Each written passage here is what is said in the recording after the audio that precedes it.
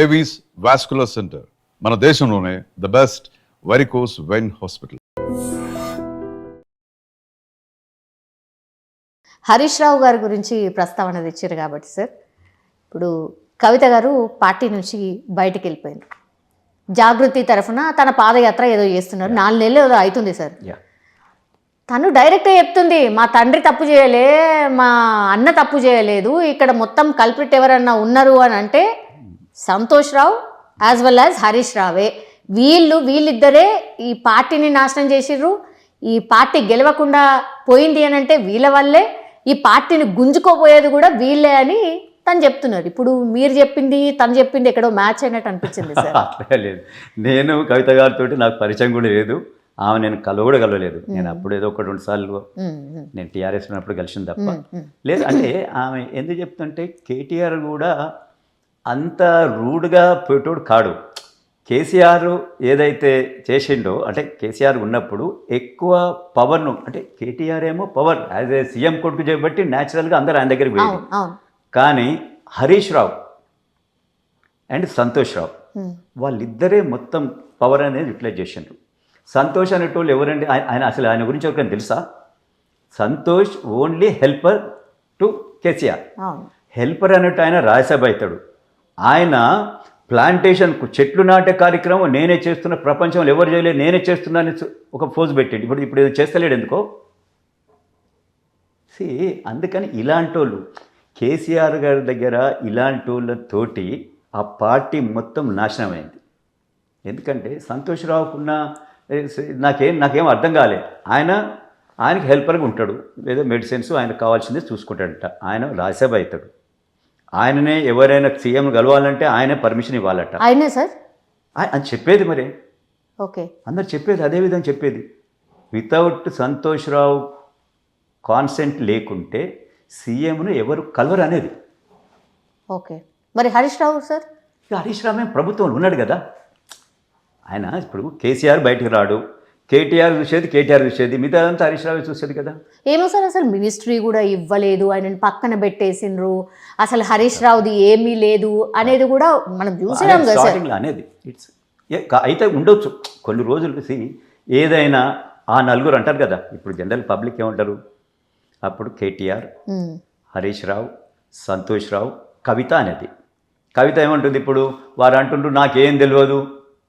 ఆమెకు తెలియకుంటున్నదా అనుకుందాం. ఏవో సార్, బీఆర్ఎస్కి సంబంధించిన వాళ్ళే మొత్తం చెప్తున్నారు చిట్టా అంతా. ఇగో చెరువు కబ్జా, ఇగో భూమి కబ్జా, ఇగో వీళ్ళని ఇట్లా చేసిండ్రు అట్లా చేసిండ్రు అని. సార్ అదే పార్టీలో ఉన్న వ్యక్తి అదే పార్టీకి సంబంధించిన వాళ్ళ గురించే మాట్లాడుతున్నారు. అసలు ఎక్కువ తెలుసు. నిజంగా చెప్పాలంటే మాలాంటి వాళ్ళకి ఏం తెలియదు. ఎందుకంటే మేము ఎన్నడూ పోయి లోపల కూర్చున్నది లేదు, మాట్లాడింది లేదు. సో ఇప్పుడు రియల్గా ఆమె కవిత గారు లోపల జరిగింది ఏంది, ఈ యొక్క గవర్నమెంట్ ఇదంతా ప్రజలు మాలాంటి లీడర్లందరూ చెప్పిండ్రు. అరే సీఎం ఎవరు, కేసీఆర్ ఎవరిని కలవాడు, ప్రభుత్వం ఎవరిని కలుస్తలేడు, వాళ్ళు అనుకున్న కార్యక్రమం చేసిండ్రు. మేము ఈ ప్రాజెక్టుకు ఇన్ని కోట్లు పెడతాం కాళేశ్వరానికి, అదే చేసుకుంటూ పోయిండ్రు. వాళ్ళకి కావాల్సిన కాంట్రాక్ట్లు ఇచ్చుకుంటూ పోయిండ్రు. ఇంకో కార్యక్రమం చేసుకుంటూ వాళ్ళు ఇంప్లిమెంట్. కానీ మిగతా ప్రజలు ఏమనుకుంటున్నారు, మిగతా లీడర్లు ఏమనుకుంటున్నారు, దీంట్లో మంచి అయింది, దీంట్లో చెడు అయింది, ఎవరితో వారు కన్సల్ట్ కూడా చేయలేదు. హరీష్ రావు ఇరిగేషన్ మినిస్టర్, ఆయనకున్న కాంట్రాక్ట్ ఇచ్చిండు, ఆయనకి ఏం కావాలో ఆయన తీసుకున్నాడు. కేటీఆర్ సరే ఇప్పుడు మనకు తెలిస్తే అందరు అంటూనే ఉండరు, ఈరోజు హైదరాబాద్లో 60 ఫ్లోర్లు 70 ఫ్లోర్లు 70 ఫ్లోర్లు అవసరమా హైదరాబాద్కు? అవసరమా చెప్పరి? ఈడేమో సముద్రం పక్కకు లేదు, ఇది ముంబై కాదు. సో ఈ విధంగా మీరు ఎందుకు ఇవన్నీ చేసిండ్రు? ఒక బిల్డర్ వస్తాడు, నాకు 60 ఫ్లోర్లు వస్తే చాలా ప్రాఫిట్లు వస్తాయని చెప్పి అడుగుతాడు. కానీ మిగతా బయట ఉన్న వాళ్ళని అడగాలి, బై మనకు 60 ఫ్లోర్లు అవసరమా హైదరాబాద్కు? ఈరోజు రోడ్స్ ఏ విధంగా ప్రాబ్లం ఉందో చూడండి. మీరే అన్నారు ఈరోజు నిజంగా తక్కువ ఉన్నది ట్రాఫిక్ అని, ఎందుకంటే 4 రోజులు హాలిడేస్ వస్తే తక్కువ ఉంది. లేకుంటే మీరు మీ దగ్గర నుంచి ఇక్కడికి రావాలంటే 5 కిలోమీటర్స్కు 1 అవర్, మోర్ దాన్ 1 అవర్ పడుతుంది. ఎందుకంటే మొత్తం 50 ఫ్లోర్లు 40 ఫ్లోర్లు 50 ఫ్లోర్లకి వెళ్ళి అందరు కార్లు ఉండాలి ఉంటారు. ఈ రోడ్ ఏం చిన్న రోడ్డు చేయలేదు కదా నువ్వు. 50 ఫ్లోర్స్ ఇచ్చేటప్పుడు నీవు ఆ విధంగా రోడ్డును మీరు హెల్ప్ చేసి, ఆ విధంగా నీవు నెట్వర్క్ ఉండి, నీకు మెట్రో ఎక్స్పాన్షన్ చేసి నువ్వు 50 ఫ్లోర్లు ఇస్తే బాగుండేమో. ఏమి లేవు, ల్యాండ్ ఉండేది, నువ్వు ఏదో లాలూచి పడి నువ్వు 50 ఫ్లోర్ 60 ఫ్లోర్ ఇచ్చి ఈరోజు హైదరాబాద్ మొత్తం అన్యాయం చేసి పడేసినావు. హరీష్ రావు ఏంది, నేను ఇరిగేషన్ మినిస్టర్ను, కాళేశ్వరం 1,50,000 కోట్లు అని అన్నాడు, దాన్ని 1,50,000 కోట్లు పెట్టి దాన్ని అవుట్ చేసి పడేసిండు. ఆ రోజు ఏంటంటే 10 ఏళ్ళు గవర్నమెంట్ కొత్తగా వచ్చింది చేయబట్టి ఏ మనిషి మాట్లాడలేదు, మాట్లాడినా సపరేట్ చేసిండ్రు. రెండవది అప్పు పుట్టింది, నిజంగా కదా, అవును కొత్తగా అప్పు పుడుతుంది కదా, అవును ఒక టైం తర్వాత అప్పు అనేది టైట్ అవుతుంది. ఇప్పుడు టైట్ అయింది, ఇప్పుడున్న గవర్నమెంట్ ఏమంటారు కదా, మళ్ళీ నీళ్ళకి వెళ్ళి బయటపడ్డ చేపలాగా కొట్టుకుంటున్నారు. అవును అది విషయం. కాబట్టి కవిత గారు ఏదైతే చెప్పిందో 100% ఆమె చెప్పిన దాంట్లో కొంతైనా నిజం ఉంటుంది కదా. ఆమె ఏమో బయట మనిషి కాదు, అదే అదే ఆమె ఇంట్లో మనిషి. ఆమె నో అనేటో ఏది లేదు కదా. డిపార్ట్మెంటు, ప్రతి డిపార్ట్మెంట్కు ఆమె ఈజీగా పోయి మాట్లాడేంత శక్తి ఉన్న ఆమె. సో ఆమె మాట్లాడుతుందంటే 100% దీంట్లో ఉంటుంది కదా. మరి అందరూ అడుగుతున్నారు సార్, ప్రజలలో అడుగుతున్నారు, అదేంది మీరు ఆ పార్టీలో ఉండే ఇట్లా ఎట్లా అడుగుతున్నారు అనేది తనని అడుగుతున్నారు. అడుగుతారు వేరే వేరే చోట్ల she's telling sorry also, sorry అని నాకు తెలియలేదు, నేను డెఫినెట్లీ ఇప్పుడైనా ప్రభుత్వం నేనే చెప్తున్నా కదా, నాకు అన్ని విషయాలు నాకు చెప్పలేదు, నిజామాబాద్కే పరిమితం చేసిరు అని ఒకటి చెప్తున్నారు సార్. తను కూడా సీఎం అవుతా అంటున్నారు సార్. అంటే దాని అర్థమైంది, తెలంగాణ వచ్చింది నేనన్న కావాలి, మా అన్న కావాలి, లేకుంటే మేమే కావాలని అంటుందామని. అంటే ఇప్పుడు కేసీఆర్ ఫ్యామిలీయే వెనకాల ఉన్నదా, రేవంత్ రెడ్డి గారు మొత్తం నడుపుతున్నారు కవిత గారిని అంటున్నారు. రేవంత్ రెడ్డి ఇట్లా నడుపు చెప్పారు, ఆయనకి ఏం సంబంధం, అది ఉట్టిగా అంటారు. యాజ్ ఏ పార్టీ పొలిటికల్గా ఎవరి మీద వాళ్ళు బురద వెళ్తారు. రేవంత్ రెడ్డి చెప్తే కవిత గారు వాళ్ళ నాన్న మీద కంటే రేవంత్ రెడ్డి మీద ఎక్కువ ప్రేమ ఉంటుందా, వాళ్ళ కుటుంబం మీద కంటే? రేపు నిజంగా మనం అనుకుందామండి, సరే రేవంత్ రెడ్డి ఇంకా 5 ఏళ్ళు 10 ఏళ్ళు కాంగ్రెస్ ఉంటుంది, ఎల్లకాలం ఒక పార్టీ అయితే ఉండదు కదా అనుకుందాం. మనం 15 ఏళ్ళ తర్వాత మళ్ళీ టీఆర్ఎస్ వచ్చింది అనుకుందాం. కవిత గారు ఇన్నే ఉంటుందా, తిరుక్కుంటా ఊళ్ళల్లో చక్కగా ప్రగతి వాళ్ళని పోతుంది. అంతే 100% it's only just to I wash. ఇప్పుడు రేవంత్ రెడ్డి గారు లేరంటారా సార్? మరి టీఆర్ఎస్ ని డ్యామేజ్ పొలిటికల్ పార్టీ, ఒక పొలిటికల్ పార్టీ దాంట్లోకి వెళ్ళి వచ్చి ఆమె అడిగేదానికి అరే మంచిదే కదా మాట్లాడిని అనుకుంటారు. కానీ ఈయన చెప్తే ఆమె విన్నది అనేది అది తప్పు. 100% అది నిజం కాదు. దానివల్ల అడ్వాంటేజ్ కాంగ్రెస్ పార్టీకి రావచ్చేమో, అంతే తప్ప ఈయన చెప్పబట్టి ఆమె అంటుందనేది, ఆమె ఈయన కంటే మేము తెలియతో కామని ఆమె రేపు సీఎం అవుతా అని అనుకున్న ఆమె ఇంకొక పార్టీ నాయకుడు చెప్పిన డైరెక్షన్లో ఆమె పోద్దా?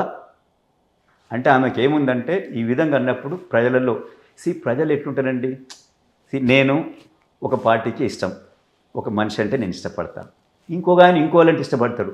న్యూట్రల్ వాళ్ళు ఏమో దగ్గరికి వెళ్ళి ఇష్టపడేది అనుకుంటారో ఏమో, అరే సంథింగ్ ఏమో మాట్లాడుతుంది పోయి కేసీఆర్ డాటర్ అయి ఉండు కదా ఏమో మాట్లాడుతుందంటే ఆమె చాలా హానెస్ట్ ఉన్నట్టుంది అనుకుంటారు. అనుకొని కొందరు ఆమెకి అట్రాక్ట్ కావచ్చు. దాన్ని ఆమె she will bargain that power with that power. రేపు నాకు కూడా ఇంత పవర్, ఆమె దగ్గర మనీ ఉంది, నోరు మాట ఉంది, ఎక్స్ సీఎం గారి డాటర్. సో దీంతో ఆమెకు అడ్వాంటేజ్ రావచ్చు.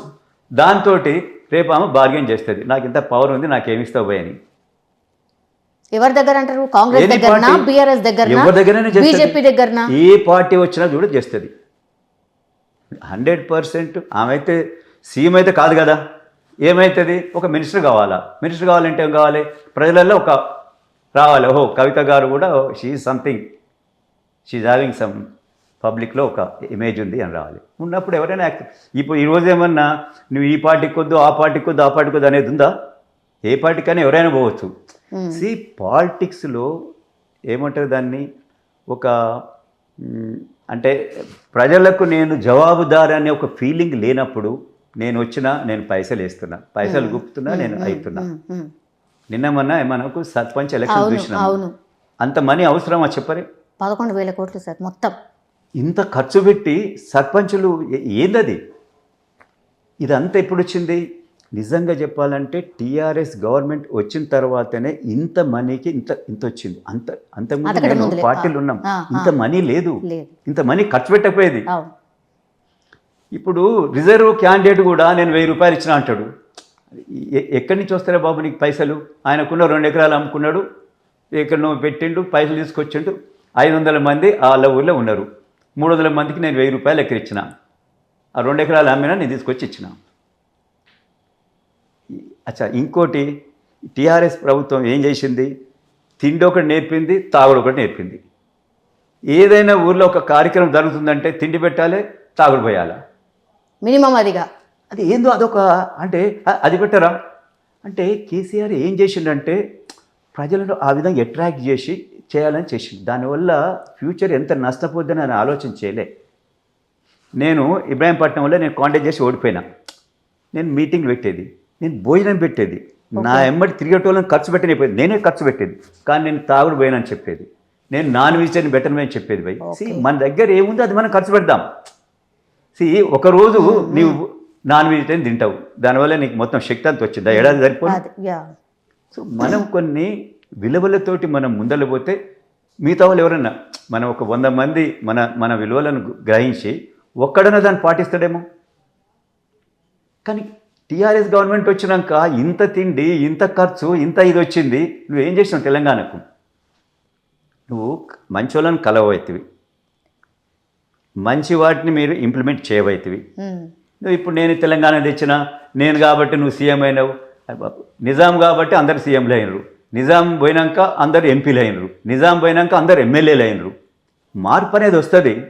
రేపు పోయినాక మళ్ళీ నియంత్రణలు వస్తారో ఏమో రేపు. ఇదే విధంగా పాలిటిక్స్ జరిగితే 100% నియంత్రణలే వస్తారు. ఈరోజు మనం రష్యా చూసినాం, అంతకుముందు మొత్తం కమ్యూనిజం ఉండేది, పోయినాక అది మొత్తం విడిపోయింది, దేశాలు అయినాయి. అయినా కూడా నియంత్రణ యాక్సెప్ట్ చేస్తున్నారు కదా. పుతిన్ని యాక్సెప్ట్ చేస్తున్నారు, చేస్తలేరా? చైనాని యాక్సెప్ట్ చేస్తున్నారు కదా ఈరోజు. సో రేపు మన ఈ పరిస్థితి కూడా అట్లీస్ట్ మోడీ అనేట ఆయన ఇంతో అంతో దేశాన్ని ముందలు తీసుకుపోతున్నాను. అదే కాంగ్రెస్ అనకున్న జనరల్ పబ్లిక్లో ఉంది. అరే మోడీ బై దేశం నడుపుతున్నాడు. ఎస్, ఈరోజు మనకు ఒక బయట దేశాలలో మనకు ఒక రెస్పెక్ట్ ఉన్నది అనేది వచ్చింది కదా. ఆ విధంగా రావాలా.